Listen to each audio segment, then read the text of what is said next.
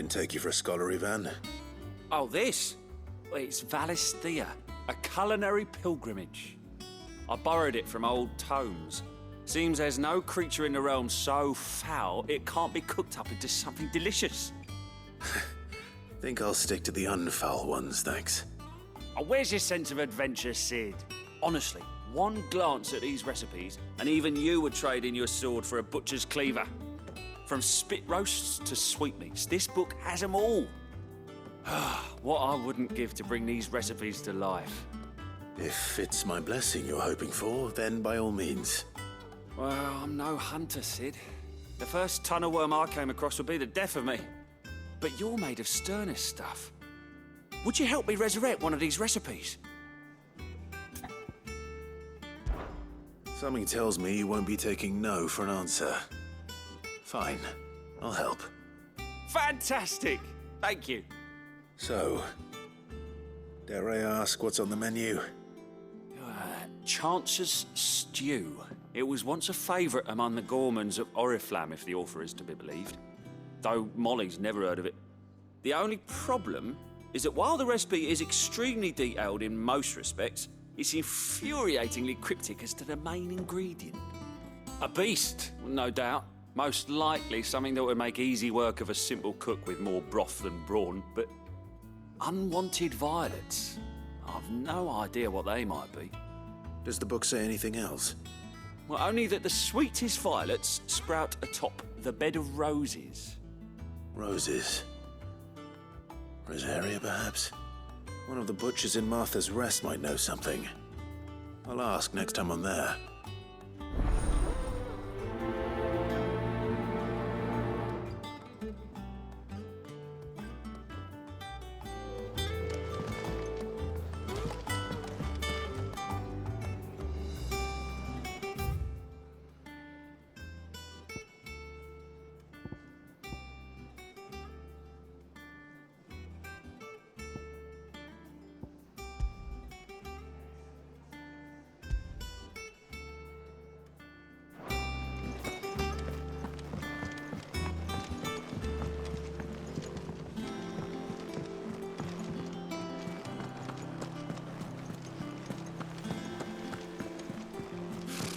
Typical nobles. How did we never hear about these guardians? There are new billets being posted.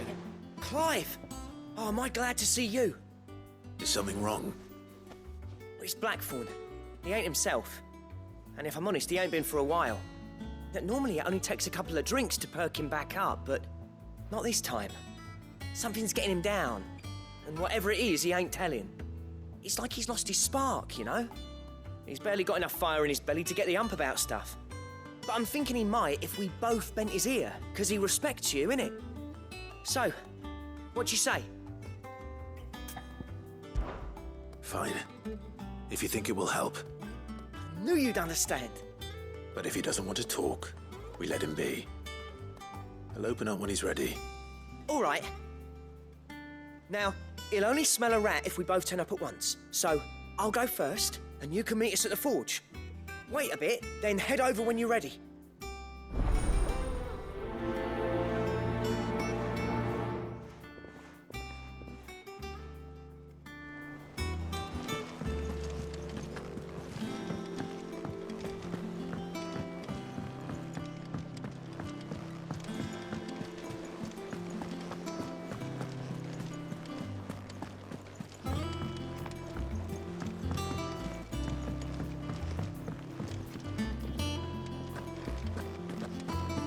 Monster's taken quite a liking to Lady Karen.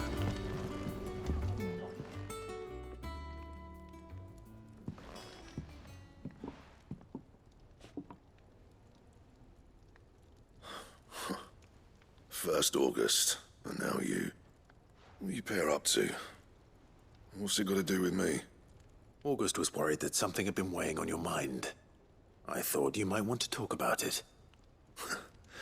Did you now? I told you not to stick your nose in my business. What'd you go and do? Clive just wants to help, innit? What's so bad about that? Talk to him. You never know, you might feel better for getting it all out in the open. Please, mate. I'm worried about you. Phil shut you up. It's nothing really. Stupid. Not the sort of thing you bother people about. Why don't you tell us all the same?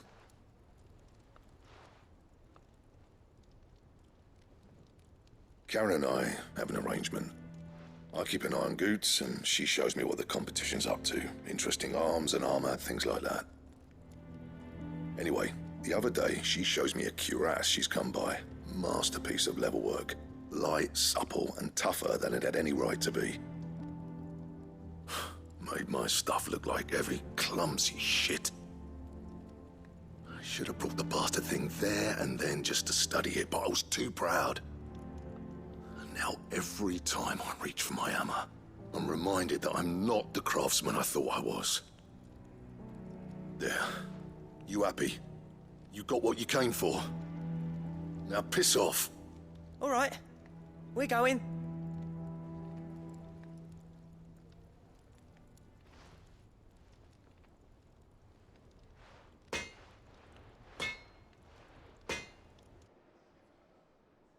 I always thought of old Blackthorn as a bit of a force of nature. Like a storm cloud full of ale. Didn't think anything could rattle him. Least of all a stupid piece of leather. Blackthorn's always taken pride in his craft. Questioning it means questioning himself. Something tells me this is only going to get worse. If he has doubts, it will affect his work, which will only add to his problems. We need to nip this in the bud. I couldn't agree more. He said he should have bought that cuirass. Perhaps we should track it down for him. Assuming you're happy to help, that is. Too bloody right I am. Glad to hear it. First things first, then. We need to speak to Karen.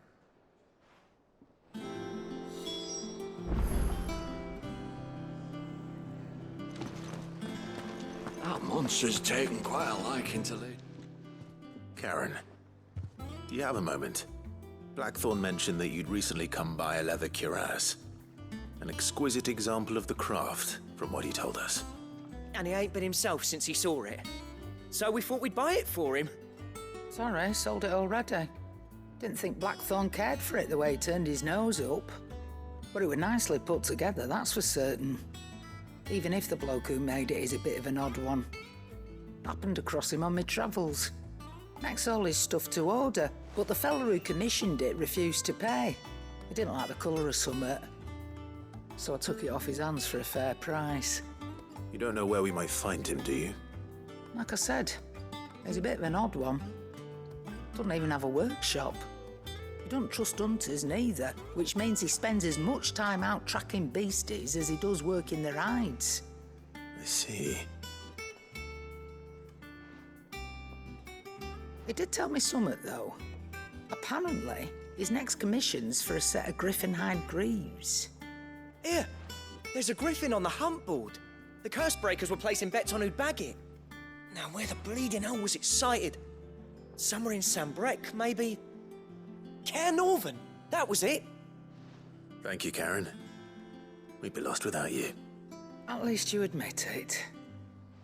So, it sounds like going after that griffin might be the best chance we have of finding our roaming leatherworker. I'll leave the hunting to you if you don't mind. While you get on with that, I'll ask around the markets. See if I can't sniff out who he is and where he's hiding. Good idea. Hopefully one of us will be able to track him down.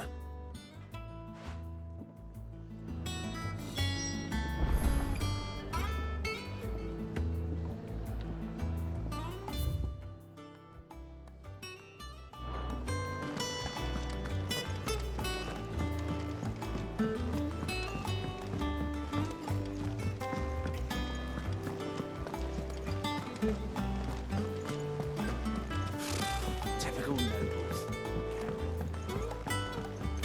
How did we never hear about these guardians of the flame?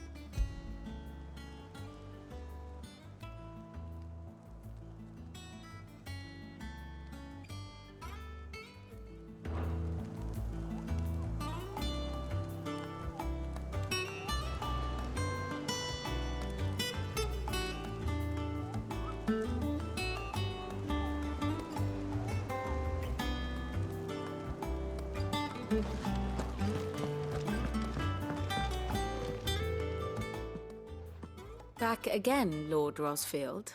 I'm touched that you should find me such good company. It is not your company, but your counsel that I seek on this occasion. Ever the charmer. What will it be today, then? The Iron Kingdom. I need to know what to expect. You'll soon be setting sail for Drake's Breath, then, I take it. The mother crystal that rises from the boiling sea.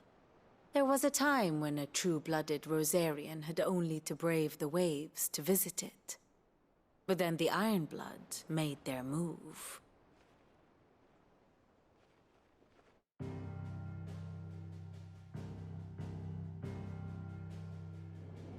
As you know, the Iron Kingdom rules over the islands to the west of Storm. Or rather, its church does.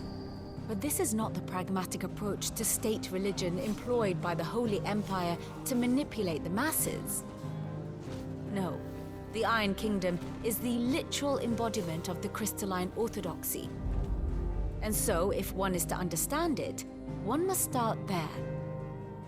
As the name implies, the orthodoxy holds the mother crystals sacred, and they do not take kindly to heathens plundering the objects of their worship for the means to fill washtubs and light lamps with frivolous feats of magic. Indeed, the faithful consider ether a sinful thing, a poison no less.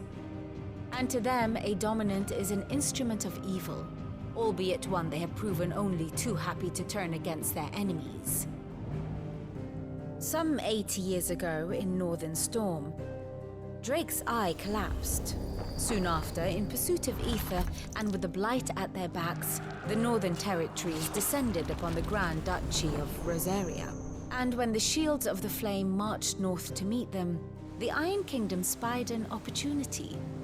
A few short days later, the Crusaders landed on the island of Mount Drastanus, home of Drake's Breath, and plucked it from the duchy's grasp. Rosaria tried to reclaim it, of course, but to no avail. I doubt more than a handful of duchy men have set foot on its shores in your lifetime. Nor are they like to again, under the Empire's stewardship, meaning the Iron Blood will keep their island, and with it, the foothold they need to march on mainland soil when next they spy an opportunity.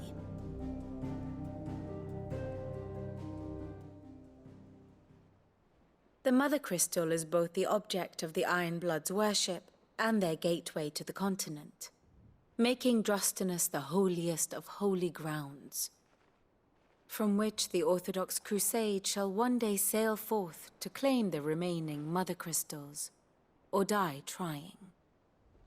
My father and my grandfather both traded blows with the Iron Blood for control of Drake's Breath. Had things unfolded differently at Phoenix Gate, we would have sent our entire fleet against them.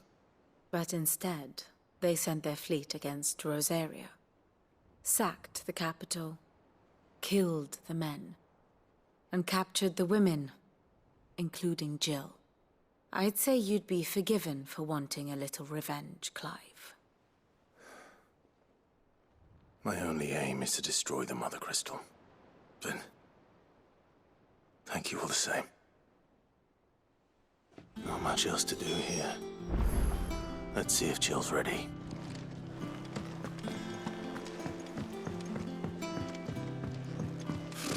Typical nobles.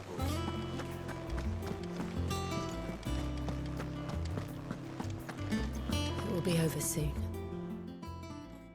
You ready? I think so. Jill.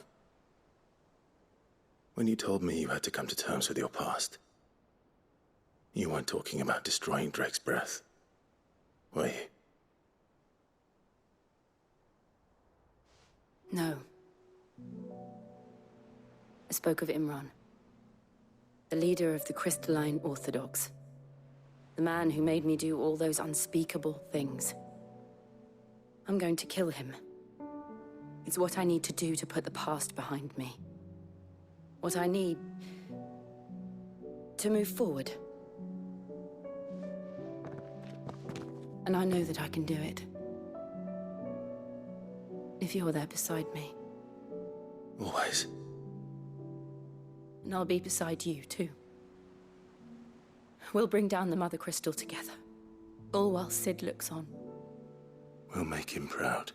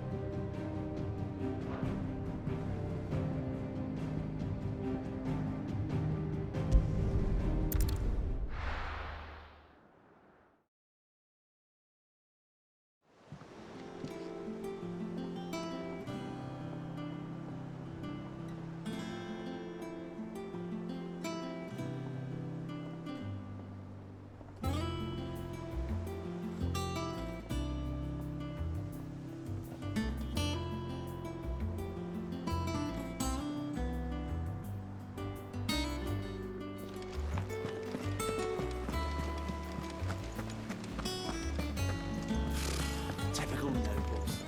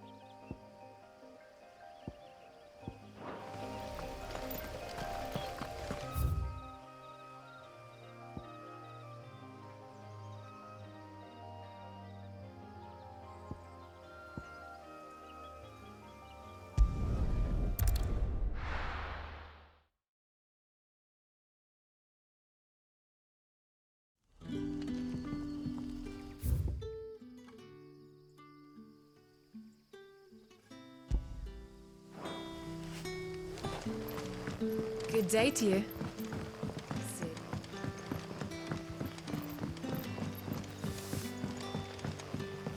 The crystals we get from the tailor will...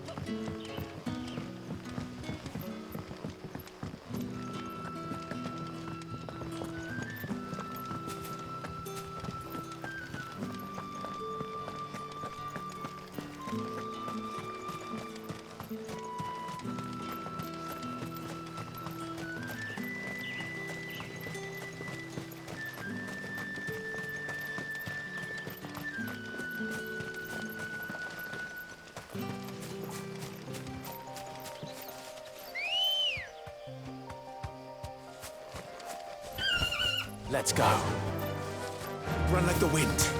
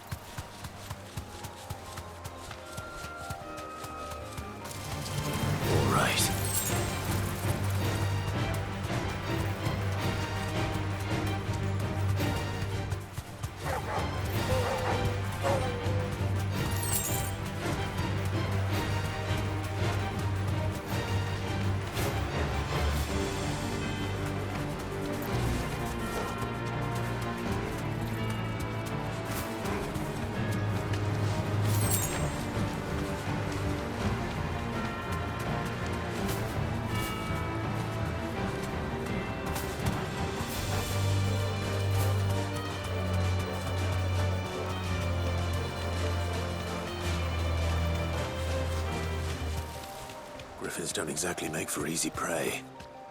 Let's hope our craftsman hasn't bitten off more than he can chew.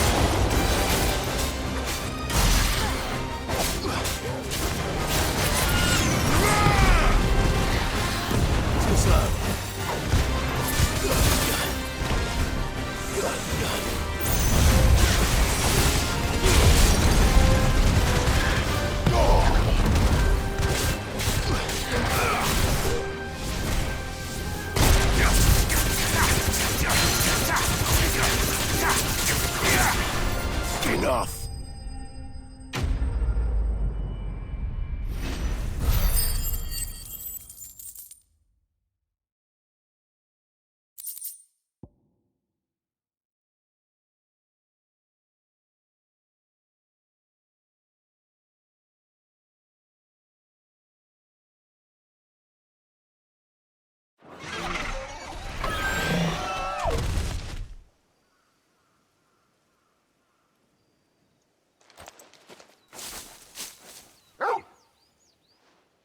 Is something there, boy?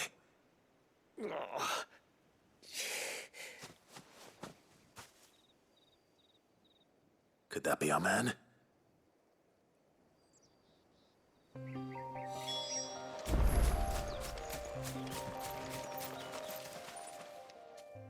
Are you all right? Dare say I'll survive. That griffin caught me before I could get an arrow off.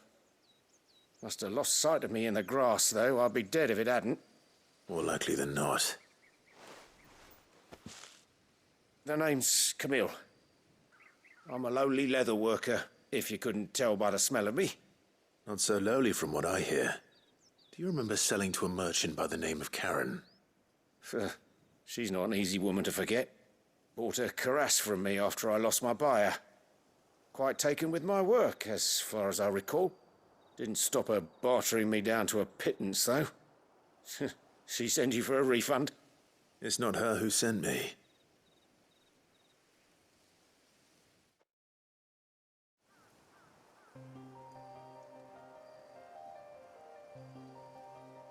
Well, consider me flattered. You should be. He's a master of his art, and not an easy man to impress. Blacksmiths are proud folk. It's a rare thing indeed for one to praise a glorified tanner. And I don't imagine an impressive swordsman like yourself would be getting your steel from any but the best. I'd dearly love to help a fellow craftsman, but... Well, actually, I suppose you could give him this. What is it? Treated leather. Same stuff I used to make that cuirass. If your man's as skilled as he sounds, he'll know what he's looking at. You sure? Well, you did save my life. And thanks to you, I'll be going home with all the griffin hide I can carry. I'd say it's the least I can do.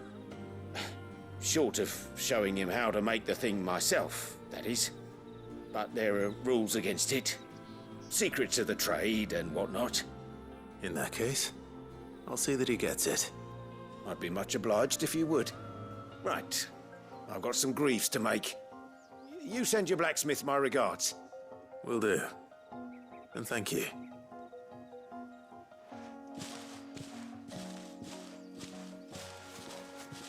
Hopefully this will sweeten Blackthorn's mood.